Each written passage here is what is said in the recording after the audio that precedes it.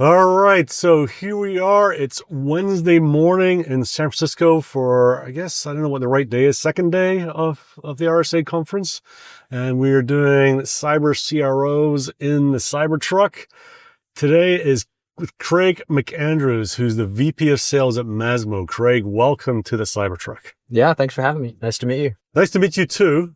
Having a bit of fun, learning as I'm going along here, I got to tell you, exactly how all this works or doesn't work. But we had a full day of these drives yesterday, mostly unfortunately all around the Soma area. So it wasn't quite as nice as this, but it was good fun. So learning how to, first ever time I've driven a Tesla. So it's a learning You got the curve. kinks out yesterday. So Well, I hope so. I hope so. I mean, I don't want to guarantee anything, but so far so good.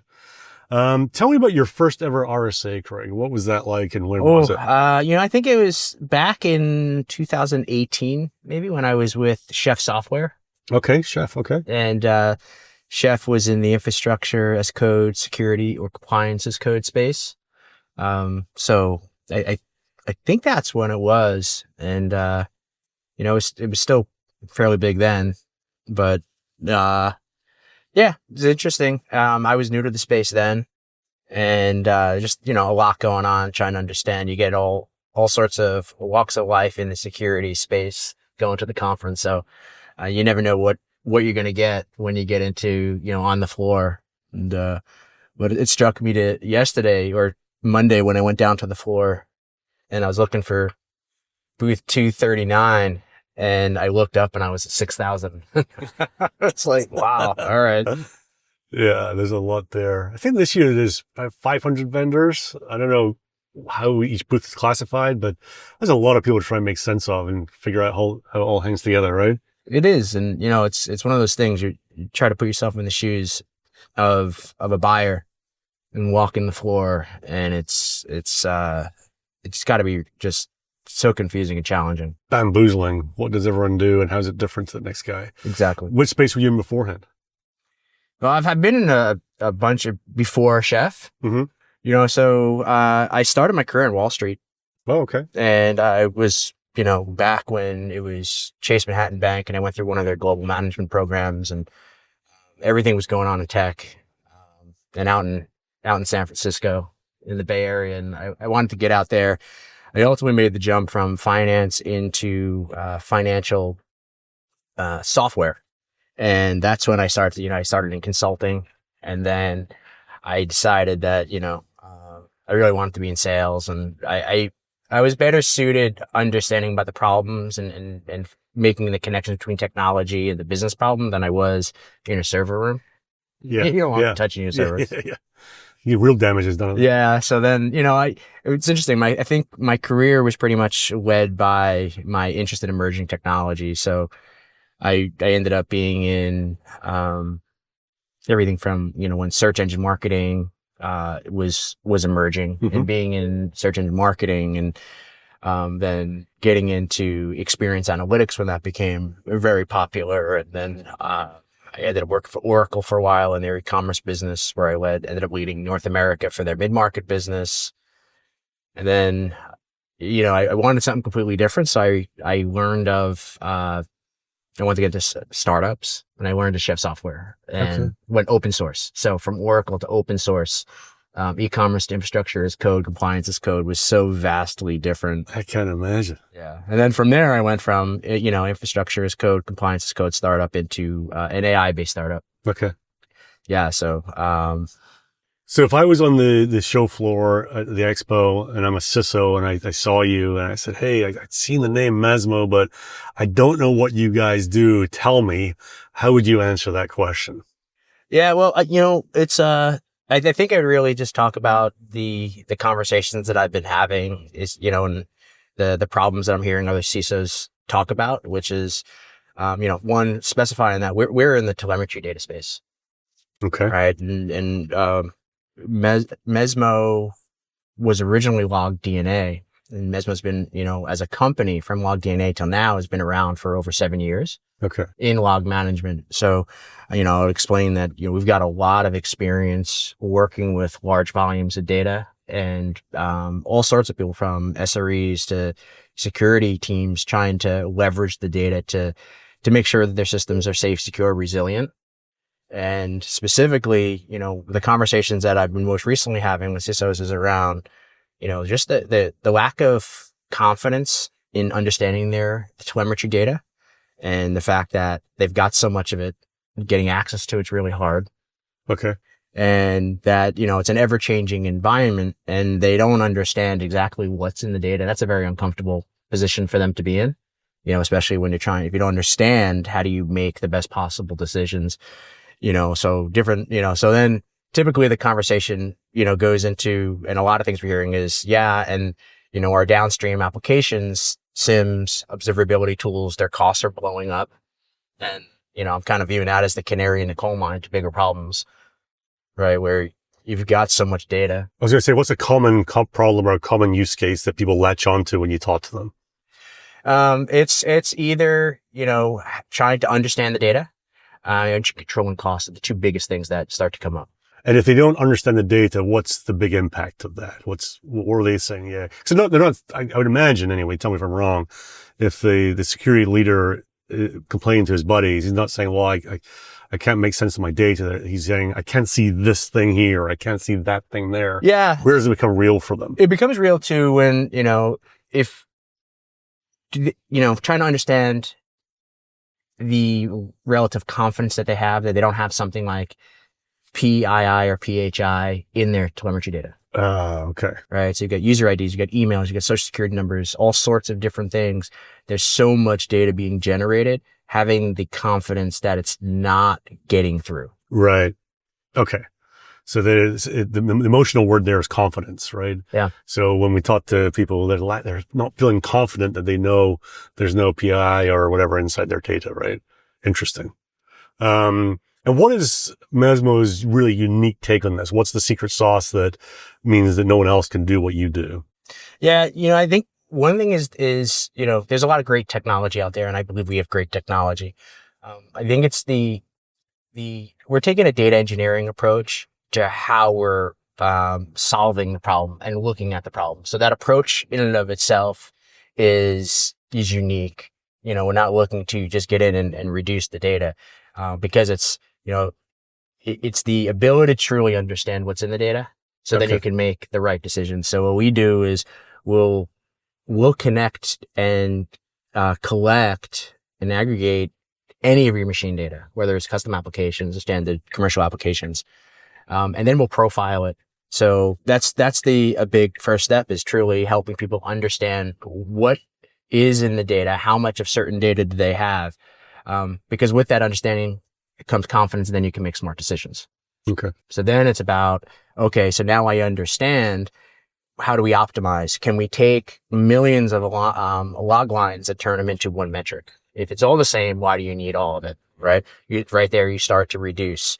If can you create rules to make sure that if you have PII, or can you detect PII, PHI in the stream of data as it's moving as early as possible, and redact that data, right? And start to have confidence in that. And then you can make decisions like, people often say that there's, 80% of the data that they have that's flowing over to a SIM isn't valuable, maybe until there's a breach, and then everything becomes valuable, right? But they're still paying for all that. They're paying for it. Yeah. And why do they need to send it to a SIM?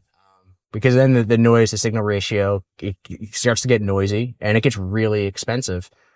So we're not saying don't do away with it, but, have the understanding of what it is, create rules, and then route it over to a low cost storage. And if and when you need it, then you can bring it back or turn something into an incident mode and get high fidelity understanding. Got it. All right.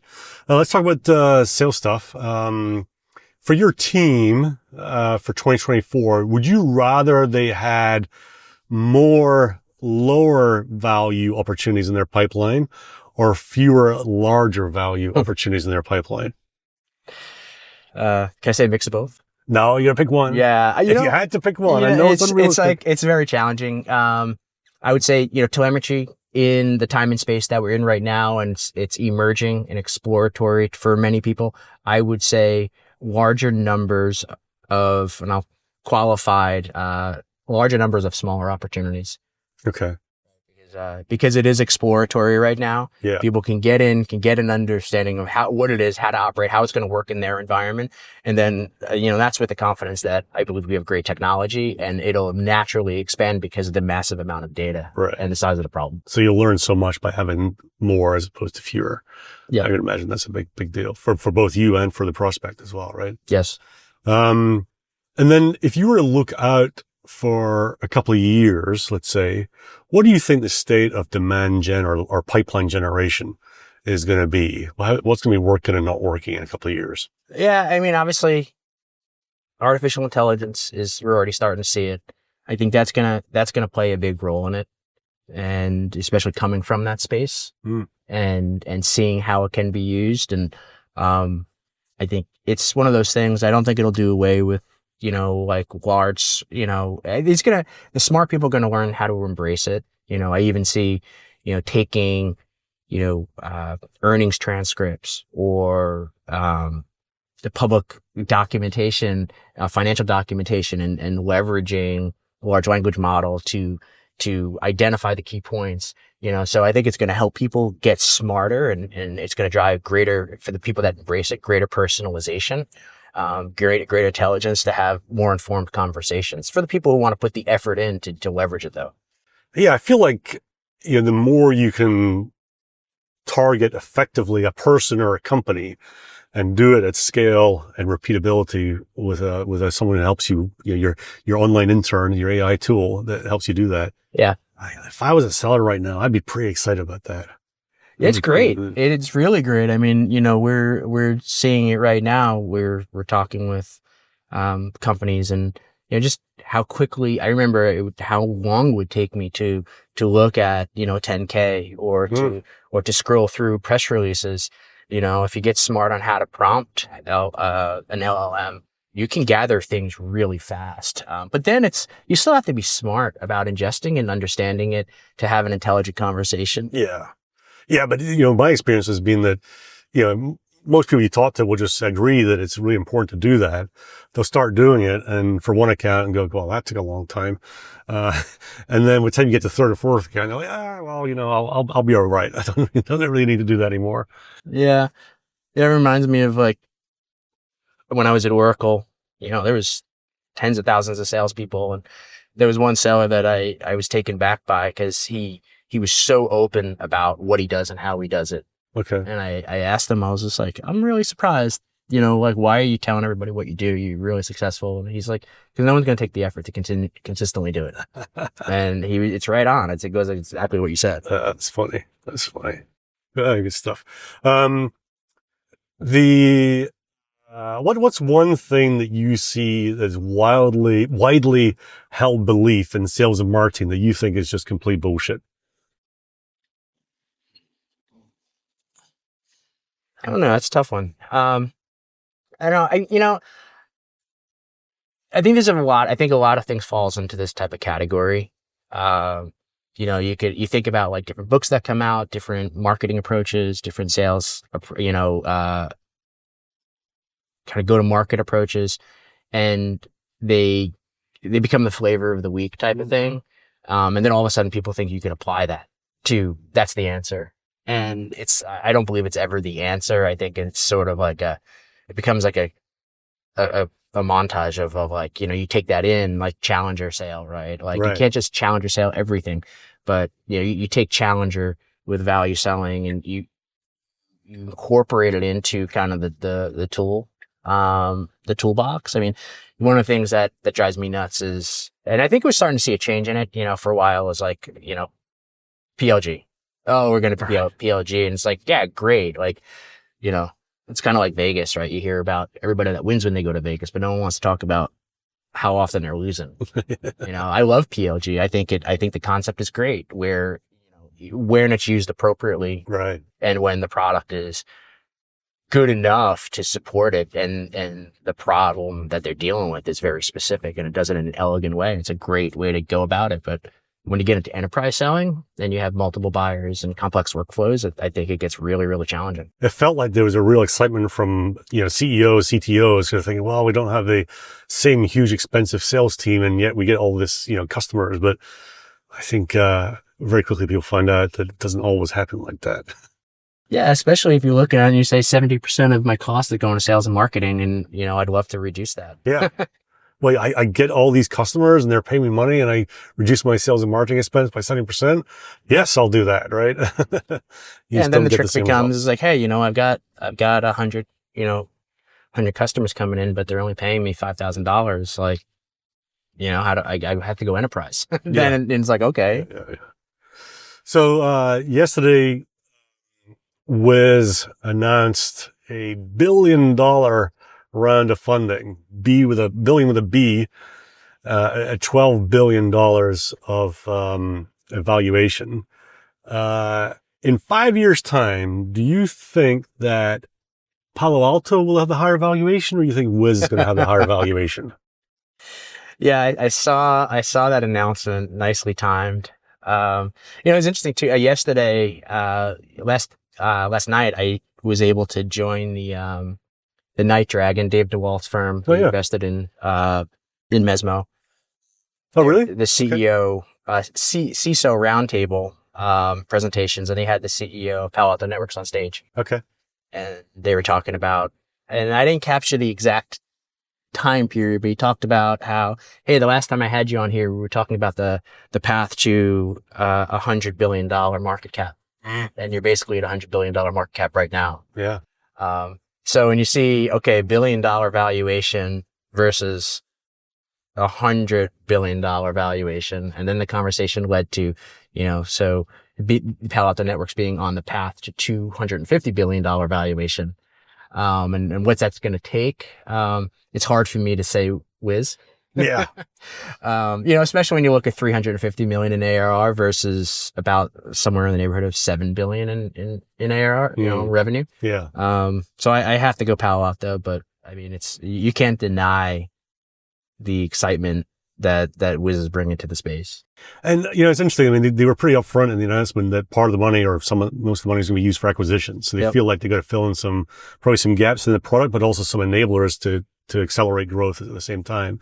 But when you put it like that, growing from, I don't know what they're at right now, but let's say 500 million ARR, right? Versus, getting that up to 100 billion in valuation versus the company going from 100 billion to 200 billion. I'd rather take that one, I think. Yeah. Right? Because there's more that could accelerate that for them. Yeah. It's especially too, I mean, the acquisition angle is interesting. But there's, you see there's a lot of companies that have had huge, especially lately, huge valuations. And then, are getting acquired at fractions of what they even raised, things like that. So, it's a tricky road, and then acquisitions are not easy too, with integrations and, culture and technology integrations. It's very challenging. Yeah, I spent quite a few years at McAfee and what was prior to Network Associates, and a lot of acquisitions happened. And at the start, we didn't do very well with them. We got better over time, though. With different leadership teams, had much more idea how to do it. So it's a challenge, and I'd be interested to see how it all plays out. And no doubt that what Wiz has created in the last couple of years, 3 years, is pretty remarkable. Yeah, it's exciting. Let's play a game of Fizzle or Sizzle. Okay. If you want to play along with me. So will these things fizzle out, or do you think they've got the right amount of sizzle to hang around for a long period of time? First one is this Cybertruck. Fizzle or sizzle? I'm appreciating the ride, but I say fizzle. Why do you say that? I think of the actual market for people who's going to buy, this truck. And then, just looking at the numbers right now with EVs and things like that, it's a little challenging right now. Yeah. This is not for everyone. No, it's not. It's not. I don't know what their expectations are in terms of volume, but this is not for everyone. It's a high price point as well. Yeah, I don't know. That's the thing. I don't know how much it is. I know, but I also, is it legitimately, are they really trying to push big production numbers with it? Or is it more of like an excitement Halo type of Good point. product? Good point. I don't know. Fizzle or sizzle, the SDR function. I'll say sizzle. I'm a big fan of the SDR, organization. I think it's really, really hard as an SDR, to create an SDR, a quality SDR organization. But I think it's critical. I think it's a great entry point into sales. And, I think the ones that, going back to what we said about AI and embracing, maybe you should do that the next. Go into sidecar. I think, I think it's going to change a lot. And the ones that adapt intelligently will sizzle. Okay. All right. So let's continue our conversation. So, what do you think is a bigger waste of money? This Cybertruck or a booth at Black Hat? That's a tough question. I kind of have a love-hate relationship with the booths. If you can, if you're smart about doing the hustle before the event, you could argue that it's not worth it. Get book meetings around it. Right. And I think that's the biggest return. Some companies that are trying to get their name out and things like that, there's strategic reasons where it makes sense, but I'm a big fan of driving people to get lots of meetings in and around the event, maybe partnering up with complementary services like in your ecosystem, and especially thinking as a someone who's been in startups for almost a decade now, how do you get scrappy and have a bigger splash with less money spent? Yeah. It's I think when you ask people about the booths, they say, well, we feel like we have to do it because, we want the brand presence or whatever it might be, but it's not really a lead gen tool, is it? No, it's, sometimes you have to do for various reasons, and you have different people pulled into it, and partnership reasons and things like that. So right. There's a lot of different factors that go into it. Especially when you get to big conferences and you get, like I said, all walks of life. We had I don't know the gentleman's name, but we had a relatively famous sci-fi writer come by. Oh. And it was interesting. One of the people on our team knew him, and he's like, that person is really famous. And I guess he was here to do research to understand like what's still going on. And, so you get people like that, you get people looking for jobs. So, for me, it was great. I got to practice my elevator pitch, and, I think I still need to work on it, but yeah, it's, I would say I'm a big fan of not necessarily doing the booth, but investing in other ways, the strategic meetings and lining things up going into the meeting. Yeah. There's no doubt that a lot of people that you want to meet with are here. The question is, what's the best way to actually have some sort of contact with them? Yeah. If you have Night Dragon on your side running their events and your other investors running their suites or whatever, these are probably better ways than spending money in the booth. What's a bigger waste of time? Driving around in San Francisco traffic or reading the sales advice on LinkedIn? I think it depends on who you follow. Okay. Who do you follow that you like? Oh, I don't know. I mean, I'm bad with some names. There's this guy, Andrew Monahan. Do you like what he does on LinkedIn? I like his approach. Is he one of your favorites? He's one, definitely. Definitely. He is now. Definitely is now. It's one of those things, like everybody's trying to be an influencer. Everybody, it's interesting when I hire different people and I look at their presence and they're out there being an expert, and then you have a chance to interview them and you dig into their career experience and their, say, deal management experience, and you realize that like they've never sold a deal more than 50K, and now you're an expert, and you're like, you know, and you've been in your career for 5 years, and you're like, it's a head scratcher. Yeah. I appreciate what they're doing, and I appreciate the people that are taking it as a learning opportunity as well, and you know, interviewing, getting various perspectives, and using it to hone their craft. I think that's great. But I caution people to be careful, understand who you're following, understand their background. Yeah. And, you know, be selective.